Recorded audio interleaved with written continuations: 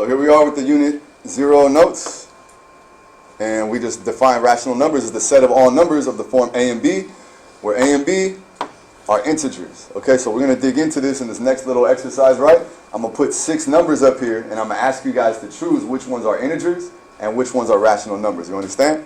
Okay, so we'll see if we're speaking the same language. So I'll put 6 things up here, and you guys have got to make your choice, all right? Let's do the first one, something simple.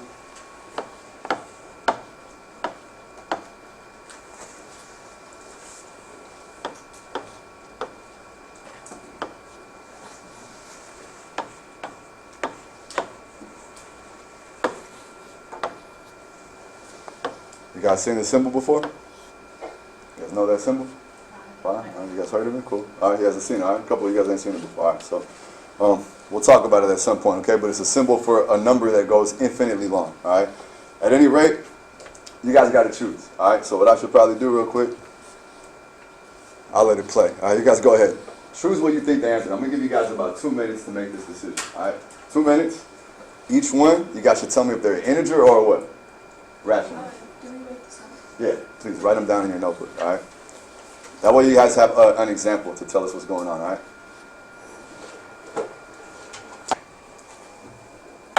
So our first example, we have -1, right? That's a negative whole number, so this would count as an integer. Okay? But think about it. Is there another way I could write that? Can I write -1 as a fraction? Is that a hand? No? You're raising your hand? I couldn't tell you were raising your hand. All right. So can I write this as -1 over 1? So what's that tell you? The -1 must also be a what? A rational number. It's both. That is possible. It's both. It's a rational number and an integer. All right, remember we said a rational number meant that we had to have an integer over an integer. Yeah? So is this number of that form? Is that an integer on top? It's not, right? So does that mean this is not a rational number? All right, well, let's think for a second. Can I write an equivalent fraction to that, but that doesn't have a decimal on top? How could I do that? Right? Well, when we change fractions, think about it. I can multiply on top and bottom by what over what? What if I multiply by 10 over 10? Right? That means I don't change the number, and now I got 12 over what? 30. Okay? So is this number a rational number? 1.2 over 30, is that a rational number? It is. Okay? And so we're seeing now that basically every decimal number, all right, at least if it's not infinite, has to be a rational number. Some infinite numbers are also rational, like 1 over 3. I think you guys have seen this in a calculator before. You guys know what this makes when you divide it? What's that make? 0.33. Did the 3's ever stop? They go on forever, right? You guys have seen this in your calculator. Not the first time you're seeing that, right? Okay, so you guys understand what I mean? Sometimes an infinite number, a decimal, always has to be a rational number if it stops, okay? So now what about this one? Is this a rational number? Think about what I just said a second ago. Like literally the sentence that just came out of my mouth was that every decimal number has to be a what? A rational number. It has to be. So is this a decimal number? Yeah. So is it a rational number? Yeah, it has to be. All right. Well, let's prove it though. How would I write this as a fraction? Well, what if I had -17 on top? How many times would I have to move the decimal to make it look like 1.7? Right? I'd only have to move the decimal 1 time. So that would be this over 10. All right? So again, every decimal number is a fraction. All right, so what about 4 over 5? Is that rational? That one's pretty easy, right? That was the easiest one I gave you, I think. That one is rational. All right. What about square root of 2, though? Is that a rational number? What do you think? You guys know what square root means? Okay, let's talk about it real quick over here. So, to square a number means that you multiply it by itself, right? So 1 squared is 1 times 1. What's that mean? 1. 2 squared is 2 times 2. What's that mean? 4. Right, you guys know your times tables, right? 3 squared, 3 times 3. What's that mean? 9. Okay? So it goes backwards, right? The square root of 9 is then what? 3, right? The square root of 4 is what? 2, right? So we're trying to figure out the square root of which number? 2. Okay, so is there a number that I can square and then I get 2? And is it a fraction? Right? Alright, the answer is actually you guys are going to have no clue how to answer this. Okay?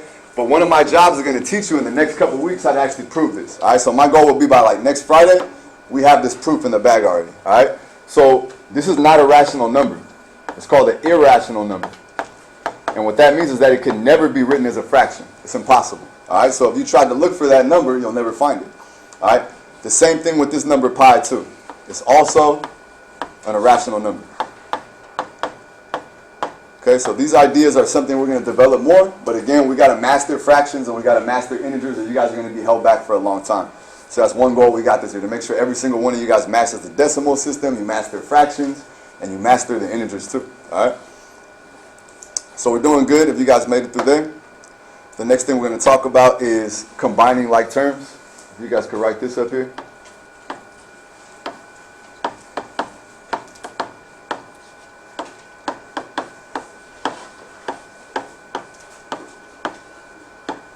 Alright, so combining like terms. In order to define this, we have to break it into pieces, right? Because there's too many words up here, right? So we got to know what are like terms. Alright, so I'm just going to write a definition, and we'll try to see if we're speaking the same language. Alright? Like terms, okay?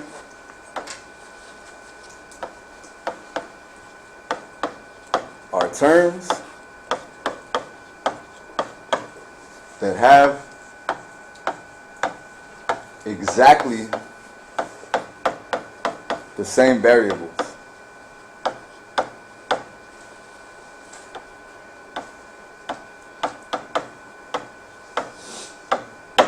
Alright, so we'll talk about what that means. I'll give you guys some examples and we'll chip away and hopefully it makes sense to you. Okay?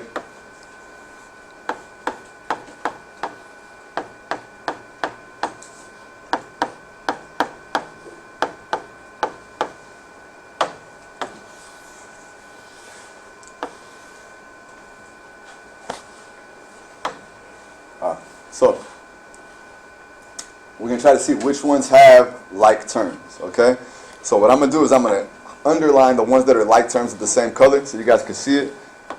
All right, here, those two are like terms because they both have which variable? X. They both have X, thank you. All right, everybody feel free to jump in any moment. All right, Y and 7Y, so these two I'm going to highlight in blue, are both like terms because they both have what? They both have Y, thank you guys, you're awake now, all right? So with this one, we're going to add, okay, combining like terms means that if I'm adding them, I can add the coefficients, okay? So we're going to have to talk about that right now because now you guys got to know the word coefficient. You with me? Okay? But basically what that means is I could take these numbers in front and add them. Okay, we call the 5 and the 2 the coefficient. So what's 5 plus 2? 7. And that would give me 7x. Okay, you guys have probably done this before. And if I add the coefficients of the y's, what's 3 plus 7? 10. And we would have 10y. Okay, this should feel familiar. Alright, but I'm still going to dig in a little more. We're going to get more technical. Alright, so let's talk about the thing that I skipped on accident. Alright, I meant to do this in all my classes. I talked about this first. Alright, so we just look at an expression like this, 5x. Alright, we call that thing with the letter. The letter is called the variable. Alright, so let's just write this out so we know we're sure about it. Okay, a number that is going to multiply a variable is called a what? Coefficient. Alright? Again, I see a couple of headphones out. If you guys could make those disappear, please, it would be very nice. Oh, God. That comment made it on YouTube. Alright, so, coefficient and variable. Alright? You see the two? Alright? Understand the coefficient is the number. The variable is the letter. Alright, so I'm going to be using this word a lot. Okay, coefficients are kind of a big deal. You guys might have heard of AI. Alright, and believe it or not, AI is all run by coefficients. That's really all it is. Like a trillion coefficients. It multiplies and just makes things happen. Alright, it's hard to understand, but we'll try to chip away at it. Alright, so I'm going to put 3 examples up here, and I'm going to need you guys to combine the like terms to see if you guys understand what I'm talking about. Alright, Let's go like this. I'm going to start off with like an easier one. And they'll get harder as we move on.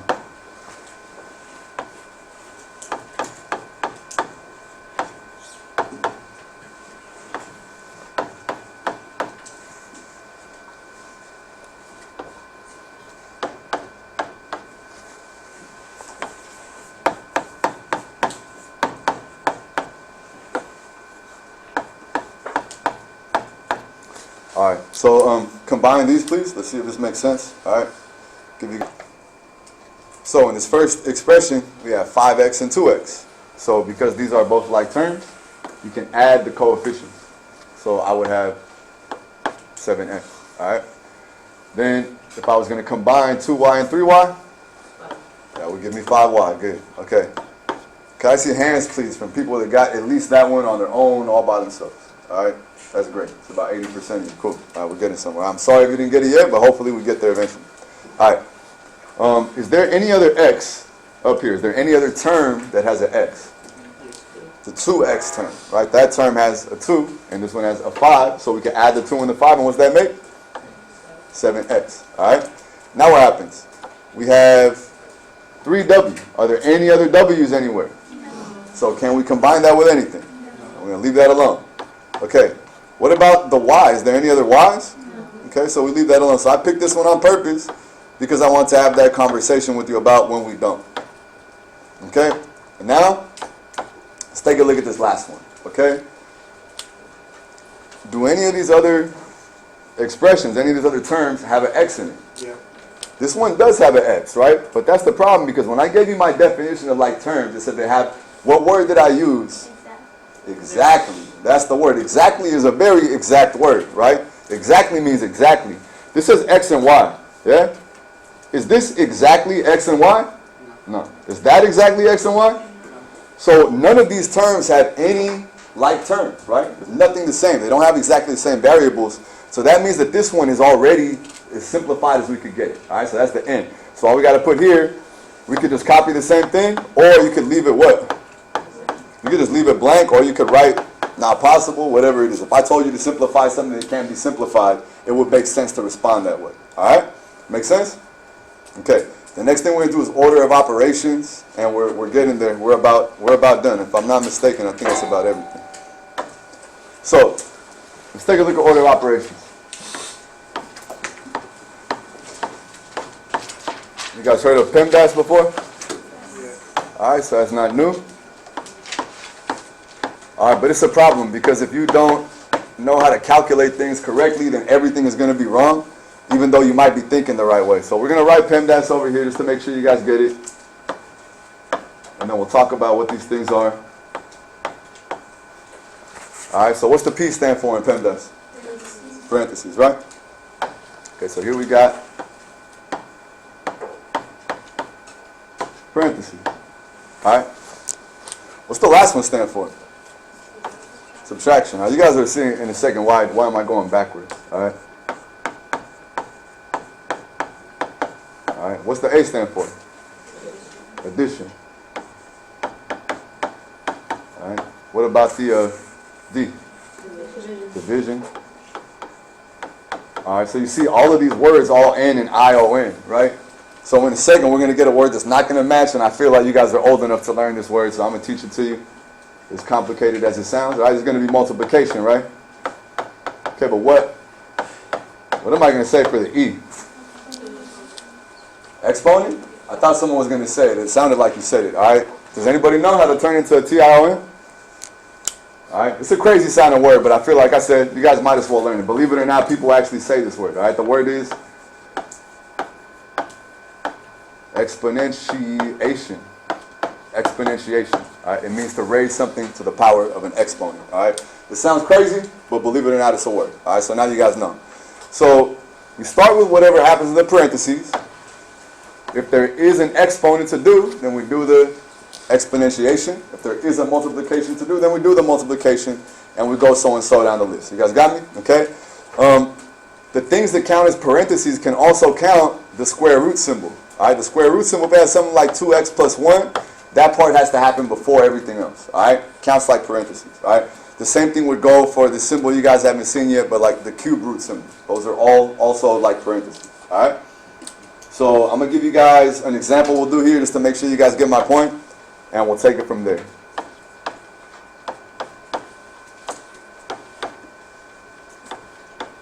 Okay, so how do I do this calculation? What do I have to do? We're almost done, by the way. It's like the last 3 problems, and I think we're going to do the activity. Start with the parentheses, right? So the way I do is I usually copy things and then leave some blank spot for me to put my work in, okay? What should go in this parentheses? 5, right? Because we do what's in the parentheses first, all right? So I'm going to put a 5 right here. Okay, I'm sorry this kind of went off the rails with the 10 right there, but you guys could live with that, right? I'm going to fix that. I can't tell you, all right? So 10, all right? So what's 2 times 5? 10, all right? And then we got 10 plus 10. What's that make? 20, all right? Any questions?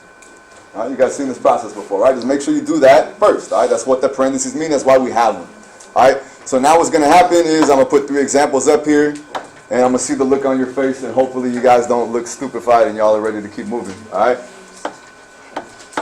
All right, so we'll do 2 times 3 plus 2 plus 5.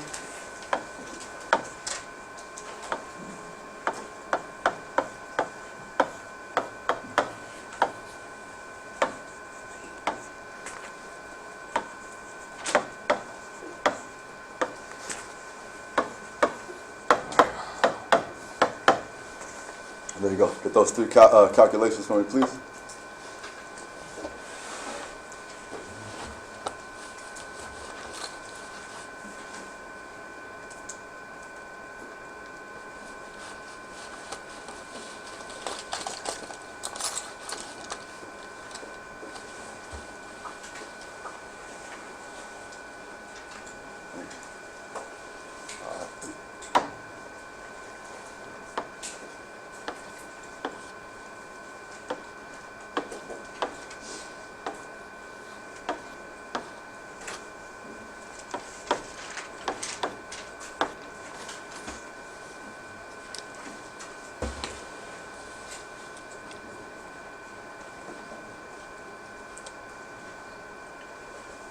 Done? Cool. Alright, I feel like it's about time. I don't want to bore anybody. Sorry if I'm going too fast. Sorry about that. Alright, so what's 3 plus 2? 5. There we go. So we put 5 in here. Alright, what's 1 plus 4? 5. What's 5 minus 3? 2. Alright, you guys see what I mean? We did the parentheses first, and that's why I just did 3 parentheses first to emphasize that part. Right? We always do the parentheses first, right? But now everything else has to continue. It's being copied, right? So we could do these little calculations, right? All right. What's 2 times 5? 10. So we got 10 plus 5 over here. Okay, and what's that equal if we add it up? 15. Great. All right. Next one. What's 3 times 5? 15. Okay, and 15 plus 20 is? Great job. Okay, last one. What's 5 times 2? 10. All right, and then 10 minus 10? 0. Great. Okay, so again, this video is meant to review in case there's some of these things that you weren't sure if you were absent. But good luck studying, all right?